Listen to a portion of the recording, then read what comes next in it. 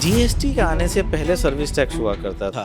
आज इतने सारे टूल्स के आने के साथ ये पहले के मुकाबले कितने आसान या कितने मुश्किल अब हो रहे हैं? डेफिनेटली हम अपने ऑफिस में बहुत सारे एआई टूल्स का इस्तेमाल करने लग गए हैं। जो चीज़ें पहले काफ़ी ज़्यादा टाइम लेती थी या बेसिक स्ट्रक्चर बनाने में टाइम लगता था, तो एआई से चीज़ें आसान हो रही हैं, स्पीड भी बढ़ रही है, आउटपुट भी बढ़ रहा है। आज की डेट में मॉडर्न इंडस्ट्री आ रही है जिनका कोई प्रेसिडेंट नहीं सेट है, तो उनके बिजनेस मॉडल को समझना, वो पूरा वर्क फ्लो कैसे काम करेगा, उसका बिजनेस मॉडल कैसे काम करेगा। हमारे पास कोई प्रीवियस एग्जांपल नहीं है, सक्सेस स्टोरीज नहीं है। पहले तो प्लानिंग करना, फिर उसको कागजों में उन नंबर्स को उतारना और फिर उसका एनालिसिस करना कि सक्सेसफुल होगा या नहीं होगा। तो ये बहुत बड़ा चैलेंजिंग रोल बन जाता है। मार्केट स्टडी करनी है आपको डिटेल में, आपके पास कोई प्रीवियस सक्सेस स्टोरी नहीं है। मैं इसमें एक एग्जांपल भी ऐड करना चाहूँगा। अभी कुछ दिन पहले मेरे नेटवर्क के थ्रू एक कंपनी का पिच डेक आया मेरे पास। वो फर्स्ट टाइम फंड रेज करने की कोशिश कर रहे हैं। कंपनी के नंबर अच्छे हैं, स्टार्टअप की है कंपनी और प्रॉफिटेबल है। तो मैंने किसी को भेजा इन्वेस्टर को ही, तो प्राइमा फेसी आया यार ये तो मार्केट ना क्लटर्ड है, इसमें फंड रेज नहीं हो पाएगा, अच्छा नहीं लग रहा। मैंने कहा आप एक बार कॉल तो करिए। तो उन्होंने कॉल की, तो उन्होंने बोला कि फाउंडर्स पॉलिश तो नहीं है लेकिन बिजनेस में दम है, जो कर रहे हैं वो बड़े अच्छे से कर रहे हैं। मैंने दूसरे इन्वेस्टर को भेजा, सेम फीडबैक मुझे वहां से आया। तो वो हो सकता है कि बहुत सारे फाउंडर्स वीसी के अकॉर्डिंग बातचीत में उस तरह से ना हो, लेकिन धंधा सॉलिड कर रहे हैं। तो जो मैंने बोला कि अगर आप किसी चीज में शिद्दत से लगे पड़े हैं, आप उस चीज को अचीव करना चाहते हैं, तो सफलता लेट आ सकती है, देरी हो सकती है, लेकिन आएगी जरूर। बिजनेस के बेसिक फंडामेंटल्स समझ में आने चाहिए। बिल्कुल बिल्कुल। मैं और कुछ इंस्ट्रूमेंट्स को थोड़ा बहुत और समझना चाहूँगा, जैसे एक जनरली एक टर्म लोन या वर्किंग कैपिटल लोन या कैपेक्स इंटेंसिव लोन्स, इनमें क्या-क्या फ़र्क है? एक एक बिल्कुल नए यूज़र्स के लिए या जो जो फाइनेंस को नया-नया सीख रहे हैं, उनके हिसाब से कुछ बताएँ? देखिए बेसिकली अगर हम बात करें कैपेक्स लोन की, तो अगर हम कुछ नया एडिशन करना चाहते हैं प्लांट एंड मशीनरी वगैरह में, हुँ। फिक्सचर्स में या फैसिलिटीज़ में, तो बेसिकली उस पर्पस के लिए लिया जाता है। वर्किंग कैपिटल लोन बेसिकली आपकी जो वर्किंग कैपिटल जिसको बोलते हैं, वो जो इन्वेंट्री में पैसा ब्लॉकेज है या आपका डेट सेल्स में पैसा, डेटर्स में पैसा ब्लॉकेज है, अकाउंट रिसीवेबल में पैसा ब्लॉकेज है, तो उसके कारण से जो आपको पैसा चाहिए रोटेशन के लिए, सेल के rotation, cash cash flow flow के रोटेशन मैनेजमेंट के के लिए, लिए। तो उसके लिए वो रेज किया जाता है। आपने बोला टर्म लोन बड़ी स्पेसिफिक टाइप ऑफ रिक्वायरमेंट, जहाँ पे आपको शॉर्ट टर्म के लिए पैसा चाहिए या लॉन्ग टर्म के लिए स्पेसिफिक पीरियड के लिए पैसा चाहिए, किसी पर्टिकुलर टास्क के लिए कि आपको टेम्पररी कोई एडिशन करना है, चाहे वो आपके फिक्सचर्स में हो गया या स्मॉल प्रोजेक्ट कोई हो गया, तो उस पर्पस के लिए लिए जाते हैं। जीएसटी के आने से पहले सर्विस टैक्स हुआ करता हाँ था। जी। सर्विस टैक्स और जीएसटी के बीच में क्या चेंजेज़ आए हैं? अब तो जीएसटी को भी 8 साल हो गए। तो वहाँ पे इकोनॉमी में क्या चेंजेज़ आए हैं और नॉर्मल लोगों की ज़िंदगी में क्या फ़र्क पड़ा है? देखिए GST is a combination of multiple taxes, not only service tax. पहले वैट भी चलता था, जो स्टेट वैट होते थे। तो हुँ, जीएसटी ने एक सर्विस टैक्स, बहुत सारे टैक्सेस को कंबाइन किया है। हुँ, तो GST is a combination of lot of taxes. फर्क ये आया है कि जीएसटी में इनिशियली काफ़ी हर्डल तो रहे, क्योंकि टेक्निकल पोर्टल में टेक्निकल ग्लिचेस रही, कुछ ग्राउंड लेवल पे दिक्कतें आई, लेकिन जीएसटी अब धीमे धीमे काफ़ी हद तक स्ट्रीमलाइन होता जा रहा है। ऑटोमेशन काफ़ी हद तक हुए हैं कि अ, आपने इनवॉइस अपलोड किया, सामने वाला को क्रेडिट लेना, अगर आपने प्रॉपर इनवॉइस अपलोड किया है तो सामने वाले को क्रेडिट मिल जाएगा। तो टैक्स चोरी काफ़ी कम रुक जाएगी। दूसरा फ़र्क ये आया कि गवर्नमेंट का रेवेन्यू भी बढ़ा है। तीसरा फ़र्क आया है कि अनऑर्गेनाइज़ सेक्टर से ऑर्गेनाइज़ सेक्टर की तरफ इकोनॉमी काफ़ी स्पीड से बढ़ रही है। जीएसटी से ये फ़ायदा हुआ। टीडिंग ट्रबल तो हमेशा चलती रहेंगी, हमेशा इम्प्रूवमेंट की गुंजाइश गुंजाइश हमेशा रहेगी। अगर हम कह दें कि हम सफल हो गए हर चीज़ में, हम परफेक्ट हो गए, तो इंसान कभी तरक्की नहीं करेगा। तो वो तरक्की की तरफ तो हम बढ़ते रहेंगे, लेकिन जीएसटी ने रेवेन्यू कलेक्शन में काफ़ी हेल्प की है, प्लस हम एक अनऑर्गेनाइज़ सेक्टर से ऑर्गेनाइज़ सेक्टर की डायरेक्शन में काफ़ी स्पीड से बढ़ रहे हैं। मैं अपनी बेसिक सी समझ रखता हूँ आपके सामने, आप वैलिडेट करिएगा हाँ कि जी। मैं जब देखता हूँ कि मैंने ₹100 का कुछ सामान सेल किया, मान लीजिए उस पर 18% का टैक्स है। तो 18% मैंने ₹18 मैंने टैक्स लगाए, तो ₹118 मैंने पार्टी से लिए, तो मेरी लायबिलिटी बनती है कि मैं ₹18 सरकार को दे दूँ। हाँ जी। अब मैंने उसके अगेंस्ट में कहीं और से 50 रुपए का माल परचेज किया हाँ जो जी, मैंने 100 में बेचा था। हाँ जी। तो जो जिसने मुझे 50 में बेचा, उसने आपसे ₹9 लिए उसने होंगे। 9 रुपए भी लिए होंगे। अब मैंने जो तो मेरा जो नेट इनकम है वो अब 100 माइनस 50 यानी सिर्फ 50 रुपए का ही हाँ मेरा जी, नेट इनकम है। हाँ जी। तो मुझे आइडियली ₹9 9 वो रुपए ही सरकार को देने थे ₹9 अपनी जेब से देने हैं, अपनी जेब से। जो आपने कलेक्ट किए। हाँ, हाँ जी, तो इसका मतलब ये रहा कि जो मैंने 9 रुपए परचेज़र को दिए, वो मैं डिस्काउंट करके गवर्नमेंट को 9 रुपए ही दूँगा या 18 रुपए दूँगा? आप लायबिलिटी 18 की शो करोगे, लायबिलिटी लेकिन पेमेंट जो करोगे वो ₹9 की करोगे। 9 रुपए की हाँ करूँगा, जी, तो जो मेरा नेट इनकम रहा मुझे टैक्स सिर्फ़ उतने हाँ पे जी, ही देना है। हाँ जी। क्योंकि जनरली लोगों को शुरू में जब जीएसटी के ऊपर बवाल होते थे तो यही होता था कि यार मुझे इधर से भी देना है, उधर से भी देना है, परचेज़र को भी देना है, गवर्नमेंट को नहीं, भी नहीं, देना ऐसा है, नहीं है। ये आपको नहीं है। सिर्फ़ जो एडिशन हो रहा है, वैल्यू एडिशन हो रहा हुँ। है, उसी के ऊपर अल्टीमेटली आपकी टैक्स लायबिलिटी बनेगी। जो मेरी समझ है कि टैक्स लायबिलिटी का ये जो कॉन्सेप्ट है ये जीएसटी के पहले सर्विस टैक्स में भी ऐसा ही होता हाँ था। जी। लेकिन अगर तो वहाँ तब में और अब में मेजर डिफरेंस क्या आया? देखिए, एक तो क्या है कि जैसे मैंने बताया कि सर्विस टैक्स अलग चलता था, सर्विस टैक्स सर्विसेज़ के लिए था और गुड्स के लिए आपका वैट था। हाँ। तो जीएसटी ने अब सप्लाई का कांसेप्ट कर दिया है, जिसमें आपका सर्विसेज़ एंड गुड्स दोनों आती हैं। हुँ, प्लस पहले क्या था कि सर्विस टैक्स तो सेंट्रल टैक्स था, हुँ, बट गुड्स जो वैट की बात करें, वो स्टेट टैक्स थे। तो जो इनपुट का जो फ्लो था, वो हुँ। खाली स्टेट तक ही रुक जाता था। आज की डेट में इनपुट आप थ्रू आउट इंडिया कहीं पे भी ले सकते हो। तो इसका मतलब जो मुझे समझ में आया कि पहले इतने आईटी सिस्टम्स भी नहीं थे, हाँ जी। है ना? पहले सब पेपर वर्क पे होता था और हाँ जी। जो कॉन्सेप्ट था कि जो मुझे इनपुट लेना है, अगर मेरे स्टेट के अंदर ही है तो मैं ले सकता हूँ, अगर दूसरे स्टेट से फॉर गुड्स के केस एग्ज़ाम्पल में। हाँ, गुड्स के केस में किसी ने बिहार का सप्लाई है और तमिलनाडु का है, तो तमिलनाडु से इनपुट कलेक्ट करना मुश्किल होता था, तो जब हम वो जीएसटी पॉसिबल ही नहीं वो था। पॉसिबल ही नहीं हाँ था। जी। जो जीएसटी के आने से पॉसिबल हुआ और वो स्ट्रीमलाइन होने से चीज़ें थोड़ी-सी बेहतर हम हो रही हैं, एक तो इंटरस्टेट आपका ट्रेड बढ़ गया है। ट्रेड बढ़ गया है। हाँ जी। और वो चीज़ें स्ट्रीमलाइन भी हुई हैं। ठीक प्लस है, आपका सर्विसेज़ वर्सेज़ गुड्स का भी इनपुट आप एक ही सिंगल प्लेटफ़ॉर्म पे ले पा रहे हो। पहले वो पॉसिबल ही नहीं था क्योंकि दोनों एक्ट ही अलग-अलग थे। दोनों एक्ट अलग-अलग थे। ठीक है, अब कस्टम ड्यूटी और एक्साइज़ क्या होता है? देखिए, एक्साइज़ तो बहुत कम आइटमों पे रह गया है आज की डेट में, क्योंकि हुँ, एक्साइज़ को मर्ज कर दिया गया जीएसटी के अंदर ही। हुँ, तो एक्साइज़ आपका लिकर और बहुत लिमिटेड आइटम पे है। हुँ। एक्साइज़ ड्यूटी होता क्या एक्साइज़ है? ड्यूटी बेसिकली मैन्युफैक्चरिंग जो हम करते थे उसमें उसमें उसमें मैन्युफैक्चरिंग ऑफ आइटम्स पे लगती थी, हुँ, जो कि पहले चलता था जीएसटी आने से पहले।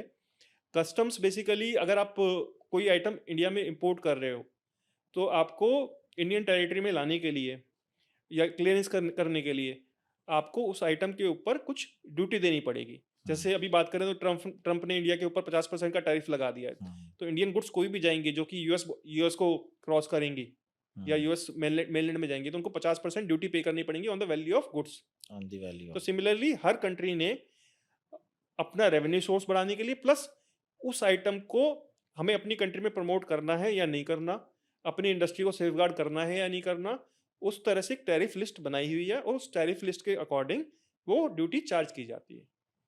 ओके। इन सब में हमने अभी देखा कि अ, सेंट्रल गवर्नमेंट और स्टेट गवर्नमेंट किस तरह से टैक्स के थ्रू ट्रेड को कंट्रोल भी करती हैं और प्रमोट भी करती हैं और कैसे इंटरनेशनल ट्रांजैक्शंस होते हैं। हाँ जी। इन सब के बीच में जब सब यूनिफॉर्मिटी हो रही है, तो पेट्रोल के दाम हर स्टेट में अलग-अलग क्यों हैं? क्योंकि ये जो पेट्रोल है इसको जीएसटी से बाहर रखा गया और इस ये बेसिकली जो डिटर्मिनेशन आता है इस पे जो टैक्सेस लगाने का, वो स्टेट के पास पावर है। हर सेंट स्टेट अपना टैक्स अलग हाँ, लगाती है। हर स्टेट अपना टैक्स अलग लगाती है, तो हुँ। इसलिए पेट्रोल के दाम हर स्टेट में अलग-अलग है। जब बिज़नेसेस बड़े होने लगते हैं, तो हाँ जी, आपको डेली बेसिस पे मल्टीपल ट्रांज़ैक्शंस होते हाँ हैं जी, और जैसे-जैसे बड़े होंगे तो हज़ारों ट्रांज़ैक्शंस रोज़ के बिल्कुल। हो रहे हैं। तो ये सारा ट्रांज़ैक्शंस एक तो है कि इसको अकाउंटिंग सॉफ्टवेयर में डालना कि वो हो गया। हाँ जी, उसके बाद सीएफओ का काम और अकाउंटिंग का काम बहुत ही बहुत ही अलग-अलग है। बहुत हाँ अलग-अलग जी, है। द थोड़ा-सा जहाँ प्रिंसिपल्स बताएँगे कि ये बेसिकली अकाउंटिंग का काम हो गया कि जहाँ पे आप रिकॉर्डिंग कर रहे हैं, ट्रांजैक्शंस की पेमेंट्स देख रहे हैं, कलेक्शंस देख रहे हैं। सीएफओ का रोल बहुत बड़ा हो जाता है। सीएफओ का रोल क्या है कि वो स्ट्रेटेजिक डिसीजंस कर रहा है, हुँ, अप्रूवल्स कर रहा है, नेगोशिएशंस कर रहा है, हुँ, बिज़नेस की डायरेक्शंस देख रहा है, सेल्स टीम के साथ देख रहा है कि सेल्स प्लानिंग भी देख रहा है, स्ट्रेटेजिक प्लानिंग भी देख रहा है, एग्रीमेंट्स भी रिव्यू कर रहा है, या एमआईएस को रिव्यू कर रहा है, डिस्कशन कर रहा है along with management on strategic decisions, hmm, whether to promote this product or not, whether to go in this line of sales channel or not, या ये कॉन्ट्रैक्ट में एंटर करना है या नहीं करना, या नए नए लाइन ऑफ बिजनेस में एंटर करना है या नहीं करना। तो जहाँ पे अकाउंटिंग का काम खत्म होता है, उसके बाद सीएफओ का काम सीएफओ का काम स्टार्ट शुरू होता है। होता है। और चूंकि आपने बोला कि जहाँ पे मल्टीपल ट्रांजेक्शन्स हो रही होती हैं, तो जनरली क्या होता है कि जो स्मॉल कंपनीज होती हैं, मिड साइज कंपनीज होती हैं, उनके पास बहुत अच्छा प्रोफेशनल फुल टाइम रखने के लिए बजट नहीं होता। तो हुँ, इसलिए उन केसेस में हमें वर्चुअल सीएफओ को हायर करना पड़ता है, क्योंकि वर्चुअल सीएफओ हमेशा फुल टाइम सीएफओ से सस्ता ही रहता है, क्योंकि because he is not devoting the full time on your company. They are working on 2-3 companies simultaneously, hmm, and इसलिए उनको वो प्रोपोर्शनेट कॉस्ट पड़ती है। जब आपकी कंपनी का साइज बड़ा हो जाता है, तो डेफिनेटली आप लोग चाहेंगे कि फुल टाइम सीएफओ हो, लेकिन चूंकि वैल्यू एडिशन चाहिए, वो जो कि अकाउंटिंग टीम से नहीं मिल पा रही, वो सब वैल्यू एडिशन या स्ट्रेटेजिक डिसीजन मेकिंग के लिए वर्चुअल सीएफओ को रखा जाता है, वो are experience in the industry. आपने बहुत तरह के जार्गन्स यूज़ किए हैं इसमें cash flow management, budgeting and planning, हाँ जी। फाइनेंशियल फोरकास्टिंग, फाइनेंशियल रिपोर्टिंग और ये आज इतने सारे टूल्स के आने के साथ ये पहले के मुकाबले कितने आसान या कितने मुश्किल अब हो रहे हैं? पहले के चैलेंजेस क्या रहे, अभी क्या हैं? या बेसिकली बहुत ईज़ी टर्म्स में समझा सकें कि इतने सारे रोल्स होते क्या-क्या हैं ये? देखिए बेसिकली क्या है कि जो आपने पूछा कि डेफिनेटली हम अपने ऑफिस में बहुत सारे एआई टूल्स का इस्तेमाल करने लग गए हैं। तो जो चीज़ें पहले काफ़ी ज़्यादा टाइम लेती थी या बेसिक स्ट्रक्चर बनाने में टाइम लगता था, तो एआई से चीज़ें आसान हो रही हैं, स्पीड भी बढ़ रही है, आउटपुट भी बढ़ रहा है। आज के टाइम में जो चैलेंज आते हैं वो ये आते हैं कि आज के टाइम में मॉडर्न इंडस्ट्री आ रही है जिनका कोई प्रेसिडेंट नहीं सेट है। तो उनके बिजनेस मॉडल को समझना, वो पूरा वर्क फ्लो कैसे काम करेगा, उसका बिजनेस मॉडल कैसे काम करेगा, हमारे पास कोई प्रीवियस एग्जांपल नहीं है, सक्सेस स्टोरीज नहीं है। तो उसका एनालिसिस करना, पहले तो प्लानिंग करना, फिर उसको कागज़ों में उन नंबर्स को उतारना, और फिर उसका एनालिसिस करना कि सक्सेसफुल होगा या नहीं होगा। तो ये बहुत बड़ा चैलेंजिंग रोल बन जाता है कि मार्केट स्टडी करनी है आपको डिटेल में, आपके पास कोई प्रीवियस सक्सेस स्टोरी नहीं है। हुँ, तो आज के डेट में क्योंकि नए-नए तरह के इनोवेटिव आइडियाज़ आ रहे हैं, नए-नए तरह के बिज़नेसेस आ रहे हैं, तो वो सब चीज़ों का एनालिसिस करना बड़ा डिफ़िकल्ट हो जाता है, बहुत टाइम कंज्यूमिंग हो जाता है। हुँ। एक एक एक अपनी राय बनाना बड़ा मुश्किल हो जाता है कि ये सक्सेसफुल होगा, नहीं होगा, इसकी वैल्यूएशन इतनी हो सकती है या नहीं हो सकती है, ये सब बातें हैं। एक चीज़ हमने देखा जैसे शार्क टैंक भी इन दिनों काफ़ी हाँ पॉपुलर जी, हो हाँ गया जी। और वहाँ पर यूनिट इकोनॉमी की काफ़ी बातें हाँ रहती जी। है। एमआईएस तो एमआईएस रिपोर्टिंग या टूल्स का यूज़ करना एक जनरली एक यूनिट इकोनॉमी को क्योंकि हम उसमें वो बात करते हैं ना सीएम1, सीएम2, हाँ जी। नेट मार्जिन, एबिटा हाँ जी। ये काफ़ी टर्म्स वो यूज़ करते हैं और ये इन्वेस्टर्स पूछते भी हैं और फाइनेंस के प्रोफेशनल्स को ये चीज़ें थोड़ी समझ में आनी भी चाहिए। मैंने यहाँ पे अभी देखा एक अकाउंटिंग प्रिंसिपल्स या अकाउंटिंग के बारे में समझा, एक सीएफओ के रोल को समझा। इन दोनों के बीच में ये इतने सारे कंपनी के जो खर्चे होते हैं, सबको मिलाकर के यूनिट इकोनॉमी निकालने के लिए क्या कोई टूल्स अवेलेबल हैं या फाउंडर्स को या बिज़नेसमैन को कैसे ध्यान रखना चाहिए कि ये रेगुलर बेसिस पे इसके रिपोर्ट्स उनको तरीके से मिल सकें? देखिए, जो प्रैक्टिकल अगर मैं सिनेरियो में बात करूँ, तो टूल्स तो मार्केट में बहुत अवेलेबल हैं।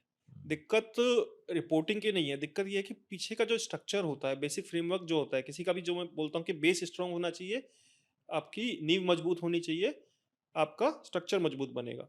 तो दिक्कतें अकाउंटिंग फंक्शन में होती हैं, ज़्यादातर कंपनीज़ में, वहाँ पे रिकॉर्डिंग ही नहीं हो पा रही। अगर रिकॉर्डिंग हो रही है तो अकाउंटेंट उस कैपेबल नहीं है उस लेवल का, वो इधर से उधर ट्रांज़ैक्शंस रिकॉर्ड हो रही हैं, गलत रिकॉर्ड हो रही हैं।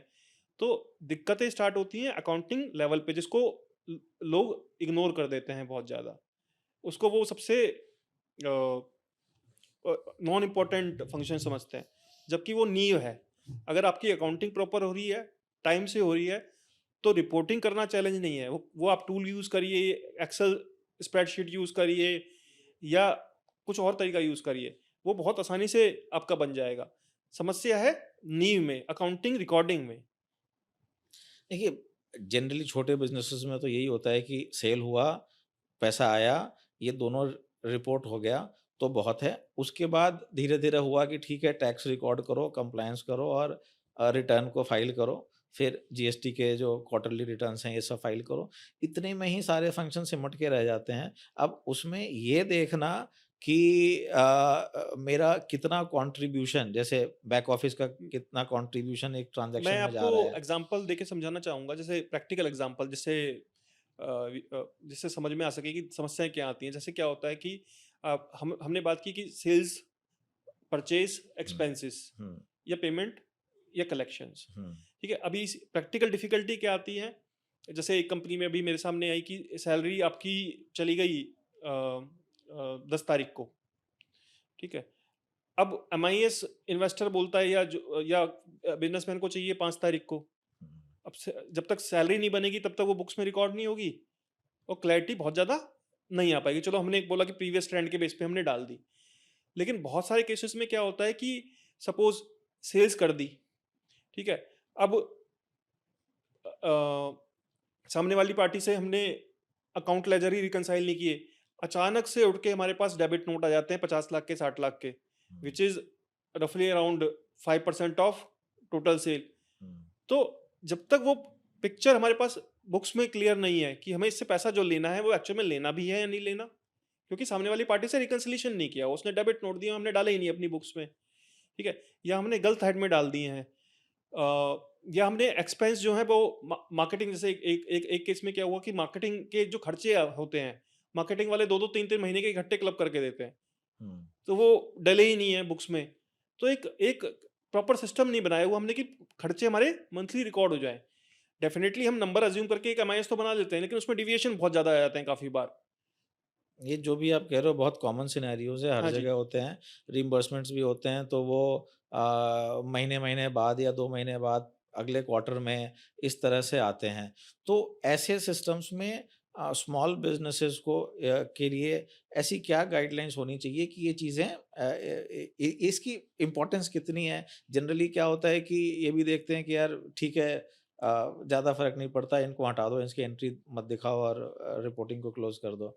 ऐसे भी ऐसा प्रैक्टिसेज़ ऐसा देखे जाते नहीं, हैं। ऐसा ऐसा बिल्कुल, अब मैं आपसे सहमत हूँ, ऐसा बहुत ज़्यादा होता है कि चलो रिपोर्टिंग तो दिखानी, तो आप एक अज़म्पशन लेके डाल दीजिए।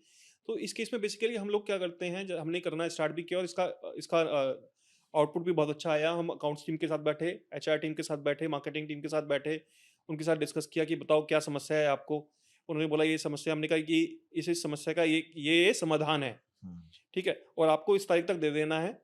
जैसे हमने मार्केटिंग टीम के साथ बैठे, हमने बोला कि यार आप लोग खर्चा तो कर देते हो, हुँ, 31 तारीख का खर्चा ऐसा तो है नहीं कि अगले महीने में जाके करोगे, हुँ। ठीक है? तो आपको इस तारीख तक हमें देना ही देना है, अगले महीने की 5 तारीख तक, ठीक है? अगर आप लोग नहीं दोगे, तो वो खर्च आपको रिइंबर्समेंट नहीं होगा। ये सारी बड़ी ऑर्गनाइज़ेशन भी फॉलो करती हैं।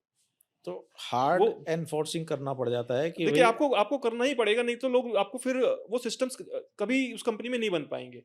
आपको हार्ड एनफोर्स तो करना ही पड़ेगा कुछ चीज़ों को करने के लिए। वो डिसिप्लिन तब तक नहीं आएगा जब तक आप वो हार्ड डिसीज़न नहीं लोगे। You can not be good with everyone in the organisation.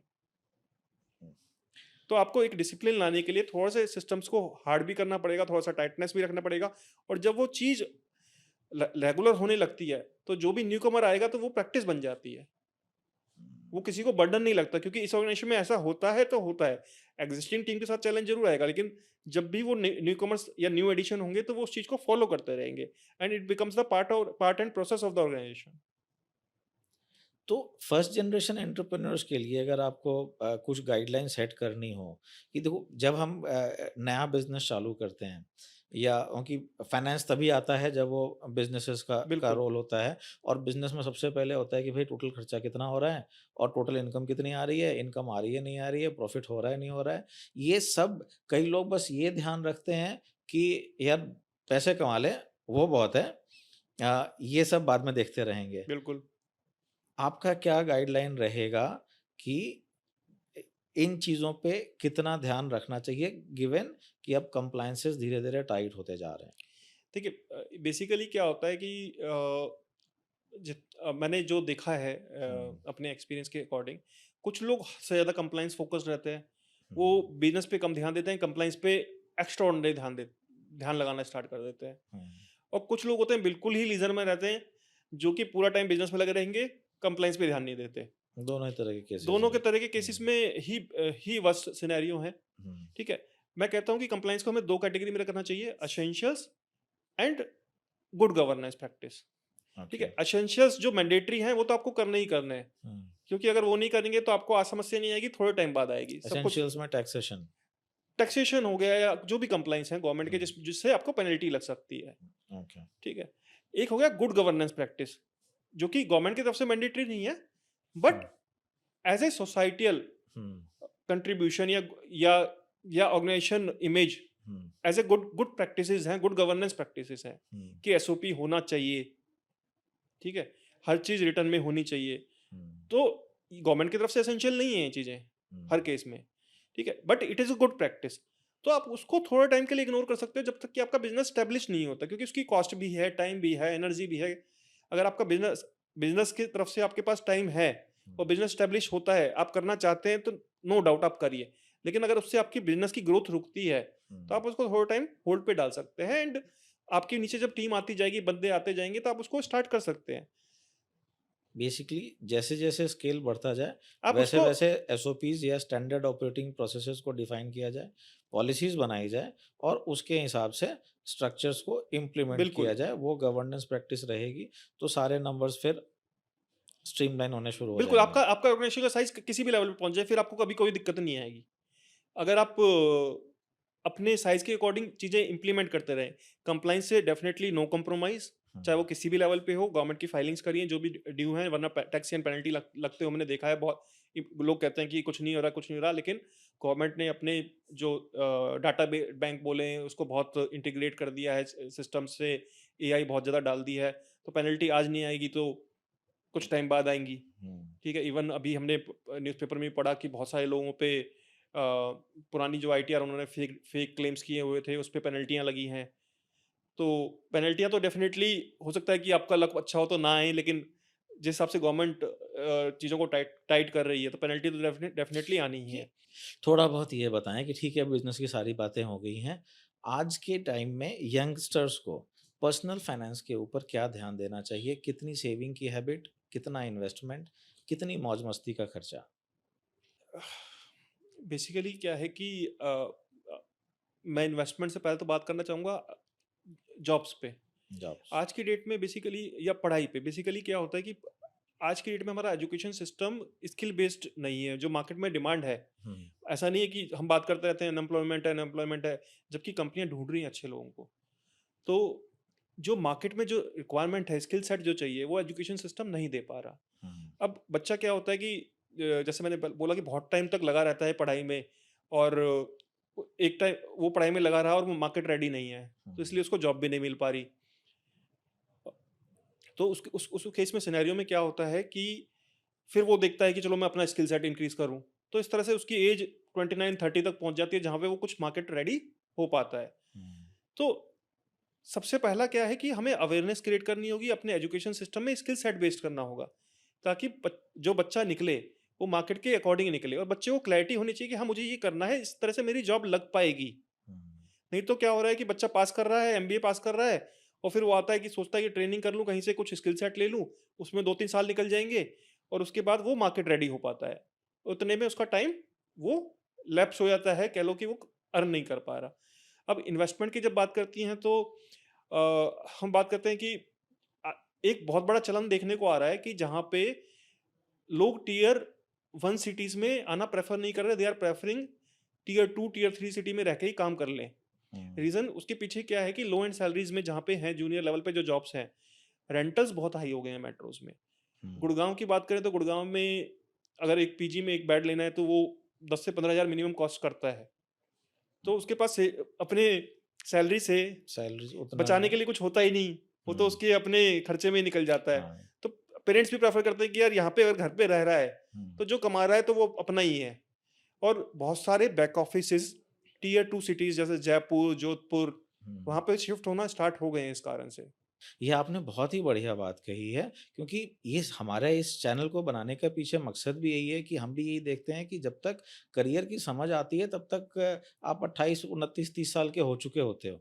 और इसमें सबसे बड़ा जो इश्यू है कि एक्सपोज़र बहुत ही लेट से मिलता है। बिल्कुल, तो आपको पॉडकास्ट पे लाने का और आपसे ये सारी बातें करने के पीछे भी मकसद ये है कि आपके तजुर्बे से, हमारे तजुर्बे से, इंडस्ट्रीज़ के तजुर्बे से, कंपनीज़ की रिक्वायरमेंट की समझ से अगर हमारे ऑडियंस को एक सही गाइडलाइंस मिल सके और उनका अवेयरनेस थोड़ा बढ़ सके, तो शायद ये 2-4 साल पहले या हम उनके ज़िंदगी के करियर के 2-4 साल बचा लें, उनको जल्दी प्रोडक्टिव बना दें, उनको जल्दी अर्निंग बना दें, उनको स्किल्स को लर्न करने में, ग्रैस्प करने में उनकी हेल्प कर सकें।